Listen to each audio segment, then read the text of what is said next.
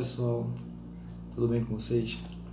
Vamos iniciar hoje desenho técnico, certo? Desenho técnico, que é uma das disciplinas mais extraordinárias, na minha opinião, que ela revolucionou, né, as profissões, ela facilitou o entendimento técnico que existe em cada profissão.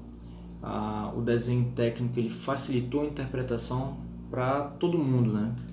Dependendo do desenho, uma pessoa leiga ela consegue fazer a interpretação de uma série de dados complexos por meio de um desenho, certo? Pode ser por meio de um desenho mecânico, por meio de um desenho elétrico, por meio de gráficos que não deixam de ser desenho também, tá bom?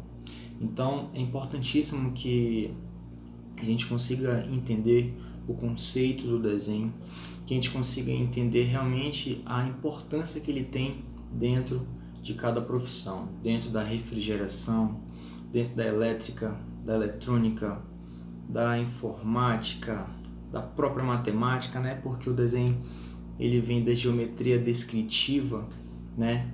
Que já vem dos vetores e tudo mais, onde a gente já entra com a tridimensional, né, com o eixo x, y e z. A gente já sai dos desenhos bidimensionais, que já eram os desenhos que só tinham o eixo x e y, tá bom? A gente vai iniciar com um pouco dos conceitos, tá? Um pouco do contexto histórico. Vou mostrar para vocês um pouco das normas. A gente tem as normas que regem aí o desenho, tá? Alguns materiais essenciais que a gente tem que ter, básicos para fazer um desenho simples, ok? E um exercíciozinho bem bacana no final para a gente aprender e fixar o conhecimento, ok? Senhores, vamos até o final, fiquem junto comigo. Então, olha só, para a gente iniciar, nós temos aqui uns conceitos básicos, ok? O objetivo desse curso é apresentar os fundamentos do desenho técnico aplicados em projetos, né? Em projetos, como eu falei, pode ser refrigeração e de climatização, eletrônica, mecânica e assim por diante, tá? O desenho é uma linguagem universal de comunicação. Está presente o tempo todo em nossas vidas desde a infância. Aprendemos a desenhar antes mesmo de aprendermos a ler e escrever, né? Podemos afirmar que nenhum objeto do nosso dia a dia, tais como cadeiras e canetas, são ou foram construídas sem elaboração de um desenho prévio, tá bom? Então, tudo que existe já foi feito um planejamento, né, anteriormente para que esse projeto ele seja desenvolvido, tá? Ele pode partir aí de um desenho artístico, nesse primeiro que vocês já estão visualizando, né? Período bem pré-histórico, certo? Assim como também vocês já estão visualizando aí do lado direito o desenho técnico em si, tá? O desenho técnico é uma forma de expressão gráfica que tem por finalidade a representação da forma, dimensão e posição dos objetos de acordo com as diferentes necessidades requeridas pelas diversas áreas técnicas, tá bom? Nesses desenhos a gente utiliza um conjunto de linhas, números, símbolos, indicações escritas, normas. O desenho técnico é definido como uma linguagem gráfica universal da área técnica, tá bom? Então a gente tem aí desenhos que a gente chama de assistido por computador, né? Desenho aí principalmente no AutoCAD, tá bom? Ele é essencial para a gente poder fazer a aplicação de todo esse conhecimento aí, tá? Poder inicialmente ter domínio da parte técnica, tá bom? Saber o conceito, entender realmente qual a importância, o contexto histórico são importantes para a gente ter embasamento, tá bom? E por fim, fazer a diferenciação de cada área, tá bom? Então, nós temos as normas que regem, tá? Todo desenho que a gente faz, tá bom? A elaboração de normas técnicas é normalizada pela Associação Brasileira de Normas Técnicas, né? Que é a ABNT. Os procedimentos para execução dos desenhos técnicos aparecem em normas gerais que abordam desde a denominação e classificação dos desenhos até as formas de representação gráfica, tá bom? Eu posso até apresentar para vocês algumas aqui. Existem mais, tá bom? Existem mais. Essas aqui são só algumas que vocês podem analisar. A NBR 8403, aplicação de linhas de desenho, tipos de linhas, larguras e largura das linhas, né? Que ela tem a sua especificação para cada tipo de linha do desenho. Outra, NBR 8196, emprego das escalas, né? Que a gente pode, junto com o escalímetro, aumentar ou diminuir um desenho proporcionalmente, tá? E assim sucessivamente, tá? Isso aqui vocês podem pesquisar, tá bom? Cada um deles é importantíssimo que vocês entendam cada uma dessas normas técnicas, tá? Instrumento utilizado no desenho técnico, ó. Esses instrumentos são os instrumentos principais, tá? São os instrumentos essenciais que a gente tem que ter para poder criar um desenho, tá bom? Então, nós temos aí inicialmente, a gente tem lápis ou lapiseira, dependendo do desenho que você tá fazendo, o lápis ou a lapiseira, né? Os grafites dos lápis são utilizados em desenho e tem uma escala de dureza, tá? Ele recebe uma classificação de duros, por exemplo, o 8H, o 7H, o 6H e o 4H, eles são classificados como duros, tá bom? Os médios são o 3H, 2H, H, F, HB e o B, tá bom? Você pode ver quando você compra um lápis na loja, na papelaria, onde quer que seja, lá na parte do lápis tem H, HB, né, 2H, tem essas especificações lá, tá bom? Então significa isso, significa que o carvão do lápis, ele é um carvão de dureza média, tá? E o carvão de dureza mole, vamos dizer assim, né, os moles, é o 2H, o 3H, 4H, 5H e o 7H, tá? Que são os mais escuros, ok? Que eles, mas assim, eles são usados em ocasiões bem específicas, tá? Bem específicas mesmo. Quando for necessário fazer um desenho mais detalhado, ele é solicitado, tá? Escalímetro.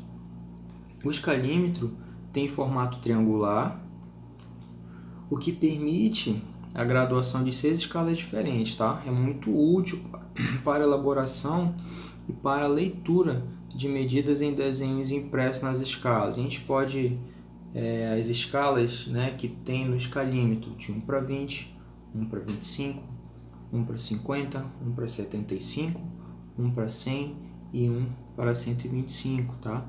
Onde essas escalas, elas te mostram a forma que tu tem para ampliar o desenho ou para reduzir o tamanho do desenho, porém de forma proporcional, tá? Compasso. Durante mais de um século, o compasso foi o instrumento principal usado para o traçado de circunferências ou arcos, tá?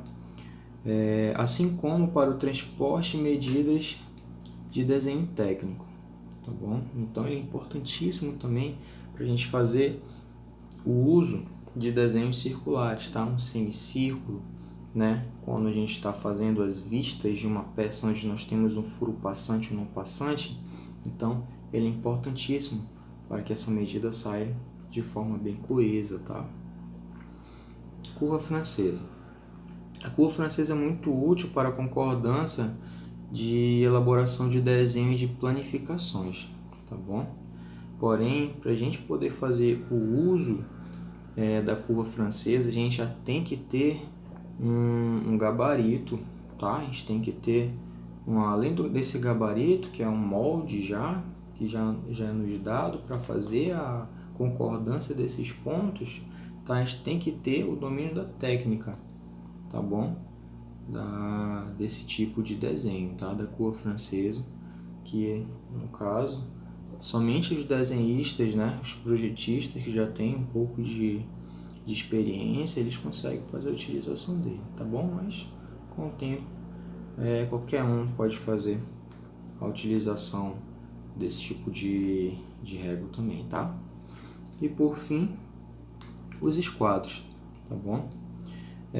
Os esquadros, os mais comuns, possuem ângulos de 45, de 30 e de 60 graus, tá bom? Que são eles que nós iremos iniciar com os desenhos para fazer a construção do nosso eixo isométrico, tá? O nosso eixo isométrico. Porém, todo o conjunto desses instrumentos que eu acabei de informá-los, né? Nós temos esse conjunto aí final, tá? Onde aí nós temos a ilustração do uso de uma prancheta, tá bom? A prancheta, ela nos auxilia bastante, porque vocês podem ver que nós temos o compasso, temos uma régua graduada, temos 2 esquadros, temos uma borracha e a grafite. Aqui a gente tem uma régua horizontal, né, num papel A3, tá? E aqui nós temos o desenho, ok? Então ele nos facilita fazer a criação desse desenho de uma forma rápida e que sai numa qualidade muito perfeita, tá? Muito boa. Dando continuidade ao nosso assunto, inicialmente, né, todo desenho a gente faz com o esboço à mão livre, tá bom? Para que a gente consiga desenvolver essa habilidade. Essa habilidade de executar os desenhos à mão livre é essencial para qualquer tipo de projetista, tá? No seu dia a dia, ele necessita elaborar esboços de detalhes construtivos, de peças, instalações, ou elementos que compõem uma máquina, tá bom? Um técnico muitas vezes precisa comunicar por meio de esboço, que a gente pode chamar também de croquis, né, as alterações de uma instalação para a equipe de engenharia. Então, em alguns momentos, tu pode estar lá no chão de fábrica e precisa fazer um desenho rápido, tu não vai esperar ir lá no teu computador, abrir o AutoCAD, fazer um desenho que, né, é algo rápido. Então, tu precisa fazer um esboço rápido, precisa ter essa mão livre de construção de desenho, de linhas de construção e linhas definidas já ativo, tá bom? É importantíssimo isso aí, tá? Nós iremos ganhar essa técnica com o tempo, tá bom? Para que a gente acelere esse tipo de técnica, existem esses exercícios aí à mão livre, certo? Parece coisa de criança, mas não é não. Os grandes desenhistas hoje, os grandes projetistas que fazem aí desenhos complexos demais, eles iniciaram dessa forma, certo? Para quem já tem prática, não há necessidade, mas para o colega que está iniciando, para você que está vendo o vídeo agora e está iniciando, está tendo o primeiro contato com o desenho técnico, então esse tipo de exercício à mão livre, colocar de um ponto a outro, tentar fazer com que a reta fique mais horizontal possível, sem nenhuma ondulação inicialmente, fazer em todos os pontos, ligar todos os pontos, isso é importante, tá? Da mesma forma, você tentar ligar os pontos aqui, né, os sinais positivos de forma ondulatória, tá bom? Isso também é importante porque desenvolve a tua visão espacial, o teu senso motor de desenho também, tá? E para a gente concluir nossa primeira aula, né, eu separei aqui 2 exercícios de aprendizagem bem simples, como esse primeiro. Desenhe a parte de baixo do filtro secador a partir do espelhamento da figura de cima. Olha que bacana. Então a gente tem aí, ó, um filtro secador. O que eu quero que você faça? 50% dele está apagado, né? Então você com a mão livre, você vai completar e vai espelhar. O desenho que está em cima, você vai espelhar para baixo e fazer o desenho ficar completo. Então ele vai ficar dessa forma, ok? Pode ver que ele completou, certo? Você com a mão livre, você vai fazer as retas, ligar as retas. Aqui a gente tem os detalhes, né, de chanfro, de chanframento nas partes laterais, tá? No momento não vou entrar ainda em conceitos técnicos de desenho, tá?